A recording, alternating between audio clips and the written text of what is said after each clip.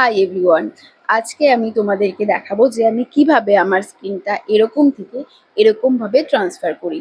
আমার স্কিন কিন্তু excessive oily, acne prone এবং সেনসিটিভ স্কিন। ফাউন্ডেশন ইউজ করলে তখন আমি মেবলিন ফিটমি ইউজ করি।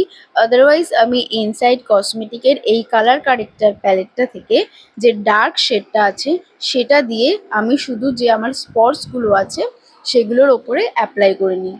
আমি বেসটা একদমই হালকা রাখতে পছন্দ করি। একদমই যতটুকু না দিলে নয়।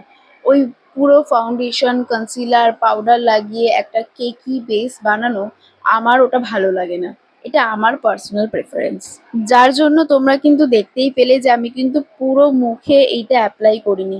ঠিক যেইটুকু জায়গা দরকার একদমই স্পট কারেক্ট করেছি এবং চোখের নিচে হালকা ডার্ক সার্কেল পড়েছে সেইটাকে কনসিল করার জন্য একদমই অল্প অল্প লাগিয়েছি।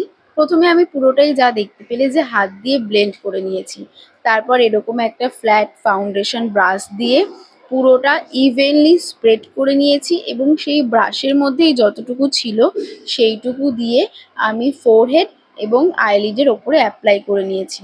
ফোরহেড এবং আইলিডের জন্য আমি কিন্তু এক্সট্রা কোনো রকম কোনো প্রোডাক্ট ইউজ করিনি। এটার ফলে কি হয়, বেসটা আরো বেশি ন্যাচারাল লাগে।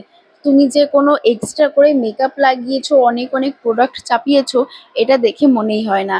এরপরে পাউডার অ্যাপ্লাই করার টেকনিকটাও দেখে নিলে। যদিও আমি বললামই যে আমার এক্সেসিভ অয়েলি স্কিন, তাও কিন্তু আমি লুজ পাউডার ইউজ করার আগে হাতে এক্সেসটা ট্যাপ করে নিই। তারপর শুধুমাত্র টি জোন এরিয়াতেই অ্যাপ্লাই করি। ফুল ফেসে কিন্তু আমি পাউডার প্রোডাক্ট অ্যাপ্লাই করি না। সেটার কারণ হচ্ছে আমি যখন পরবর্তীতে ব্লাশ অ্যাপ্লাই করলাম সেটাও কিন্তু পাউডার ব্লাশ ছিল। তো সেইখানে অনেকটা সেট হয়ে গেল। এখানে হাইলাইটারটা দেখো, আমি এর বেশি নিচে কিন্তু আর নামাচ্ছি না। যেহেতু আমার ফেসে স্কার আছে এবং অ্যাকনি আছে, আমি যদি তার ওপরে হাইলাইটার লাগাই তাহলে সেটা আরো বেশি ফুটে ফুটে আসবে। আশা করি আমি তোমাদেরকে বোঝাতে পেরেছি যে তোমাদের স্কিনেও যদি এত রকমের প্রবলেম থাকে তাহলে তোমরা কিভাবে ফ্ললেস বেস করবে। আজকের মতন টাটা।